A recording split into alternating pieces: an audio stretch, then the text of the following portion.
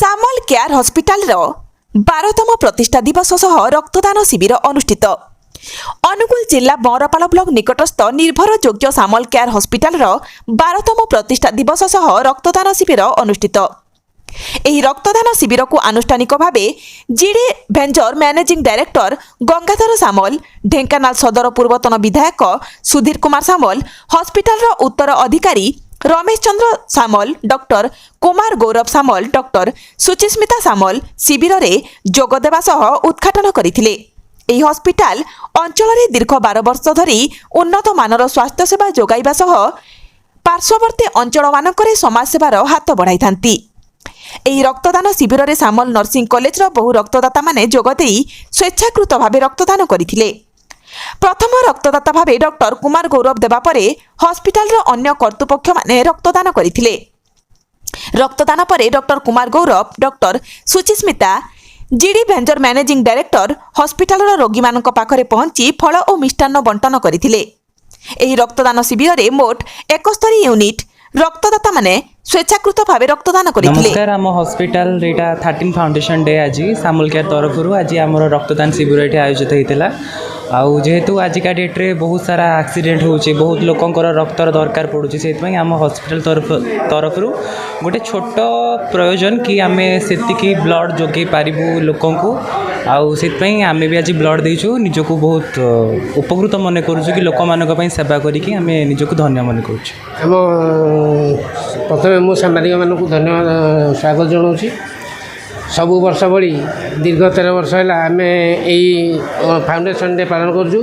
एवं foundation day रे प्रति वर्ष भली ए वर्ष रक्तदान शिविर अनुष्ठित होती। प्राय आम सब अनुष्ठान पिला आसी रक्तदान दौरान फास्ट मु आम जिते मीडिया भाई मानक मोर स्वागत जनाऊँगी। आज हॉस्पिटल फाउंडेशन डे हॉस्पिटल तार 12 वर्ष कंप्लीट करी 13 वर्ष रे पदार्पण कला। आ सब वर्ष आमर हॉस्पिटल फाउंडेशन डे रे रक्तदान शिविर अनुष्ठित हुए।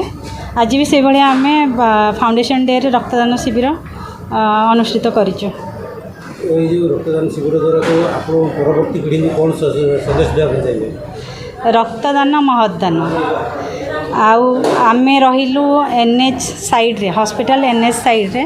आमर ये एनएचटा है सब बेले माने दुर्घटना सब बेले लगी रही। जेहेतु मैक्सिमम एटा डेंजर जोन गोटे रोचे ब्लड एते सारा ब्लड डोनेशन कैंप होची, फिर भी ब्लड स्कार्सिटी रोचे। तो ये ब्लड स्कार्सिटी न होबा पई आम हॉस्पिटल तरफ गोटे छोट पदक्षेप निया जाइछि जे सब वर्ष यही जिनसा को कंटिन्यू करने सब वर्ष फाउंडेशन डे रे रक्तदान शिविर करिकी ब्लड स्कार्सिटी जमती न हुए। तो यही माध्यम रे समस्त को आह्वान करा होछि, समस्त आसिक ब्लड दियंतु आ गोटे गोटे अमूल्य जीवन बंचंतु।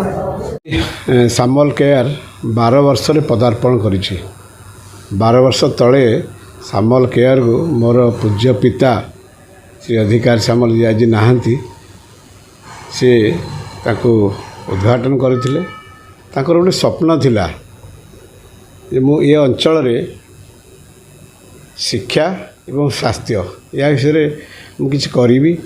मो पिला माने बा नेक्स्ट जनरेशन से माने आसिकी ई सेवारे लागंतु।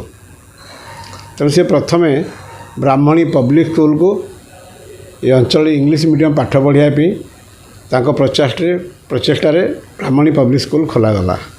आज से स्कूल रे 1000 ରୁ 1200 पिला पढ़ुंट। आ mostly that is a charitable school, किसी प्रॉफिट मेकिंग ऑर्गेनाइजेशन से नुहे।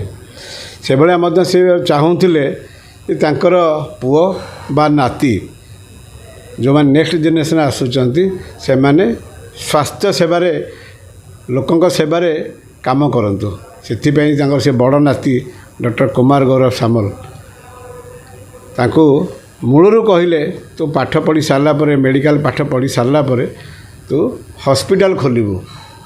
हॉस्पिटल जदि कमर्शियल पॉइंट ऑफ व्यू खोला ही था ताल अनुगुल खोला ही था, किंतु अनुगुल ठू ढेंकानाल पर्यंत आप देखिए प्रतिदिन आज दिन में 8 ରୁ 10ଟି एक्सीडेंट प्रति मासरे 270-280टी दुर्घटना घटुची, जोटिकी फाटाल होची, जोटिकी ट्रमा पोजिशन रे କିଛି ପେସେଣ୍ଟ ଆସୁଛନ୍ତି ଗୋଡ଼ ହାତ ଭାଙ୍ଗୁଛି ବ୍ଲିଡ଼ିଂ ହେଉଛି ତ ସେଥିପାଇଁ ମଝିରେ କିଛି ଗୋଟେ ରହିବା କଥା କି ପେସେଣ୍ଟକୁ କମ୍ ସେ କମ୍ ମିନିମମ୍ ରେସ୍କ୍ୟୁ ଦେଇକି ବାହାରକୁ ପଠାଇବା ବା ଏଇଠି ଟ୍ରିଟମେଣ୍ଟ ହେବ ସେଥିପାଇଁ ସେ ସାମଲ କେୟାରକୁ ବନ୍ଦ ପାଳେ ଖୋଲିବା ପାଇଁ କୁମାରକୁ କହିଲେ ଏବଂ ଆମେ ସମସ୍ତେ ମଧ୍ୟ ସେଥିରେ ସମସ୍ତେ ଇନଭଲ୍ଭ ହେଲୁ ଆଜି ଦିନରେ ଡକ୍ଟର କୁମାର ତାକୁ ଇଣ୍ଡିପେଣ୍ଡେଣ୍ଟଲି ଚଲାଉଛନ୍ତି ଏବଂ ପ୍ରତିବର୍ଷ ଏଇ ପ୍ରତିଷ୍ଠା ଦିବସରେ ସେ ବ୍ଲଡ଼ ଡୋନେସନ୍ କରାନ୍ତି କିଛି ନହେଲେ 100ରୁ 150 ୟୁନିଟ୍ ରକ୍ତ ସଂଗ୍ରହ ହୁଏ